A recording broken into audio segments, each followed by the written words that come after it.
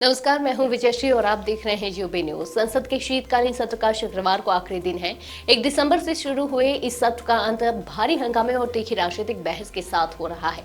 सत्र के दौरान वंदे मातरम, चुनाव सुधार और ग्रामीण रोजगार से जुड़े मुद्दों पर चर्चा हुई, लेकिन सबसे ज्यादा विवाद वीबीजी रामजी यानी विकसित भारत गारंटी रोजगार एवं आजीविका मिशन ग्रामीण बिल को लेकर देखने को मिला।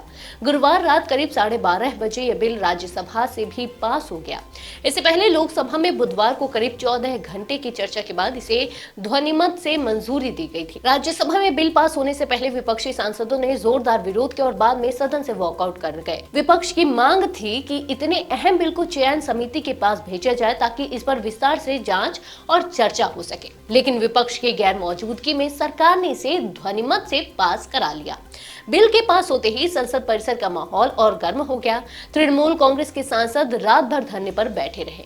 टीएमसी नेताओं का कहना है कि यह बिल गरीबों, किसानों और मजदूरों के खिलाफ है और महात्मा गांधी के नाम से जुड़ी योजना को खत्म करना उनका अपमान है।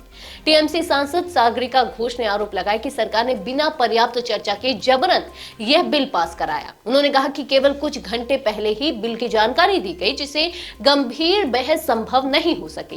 कांग्रेस अध्यक्ष मल्लिकार्जुन खड़गे ने भी सरकार पर तीखा हमला किया।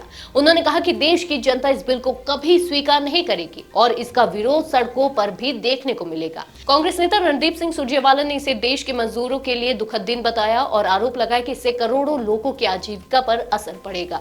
लोकसभा में भी बिल पर चर्चा के दौरान भारी हंगामा हुआ। कृषि मंत्री शिवराज सिंह चौहान के बोलते समय विपक्षी सांसद वेल में आ गए, नारेबाजी की और बिल की कॉपी फाड़ दी। शिवराज सिंह चौहान ने जवाब में कहा कि मनरेगा का नाम शुरू में महात्मा गांधी के नाम पर नहीं था और विपक्ष केवल राजनीतिक आरोप लगा रहा है, ठोस बहस नहीं कर रहा।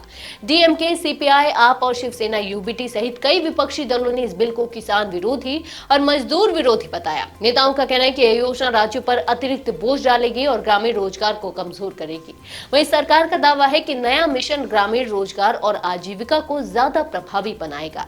इस बीच पश्चिम बंगाल की मुख्यमंत्री ममता बनर्जी ने साफ किया है कि उनकी सरकार राज्य की ग्रामीण रोजगार योजना का नाम महात्मा गांधी के नाम पर ही रखेगी। संसद में आधी रात के बाद बिल पास होने के साथ यह साफ हो गया है कि आने वाले दिनों में यह मुद्दा संसद से बाहर सड़कों तक राजनीतिक टकराव का बड़ा कारण बन सकता है। आज के लिए बस इतना ही। अगर आपके इलाके में कोई समस्या है तो आप चुप मत रहिए, अपनी शिकायत हमें भेजिए।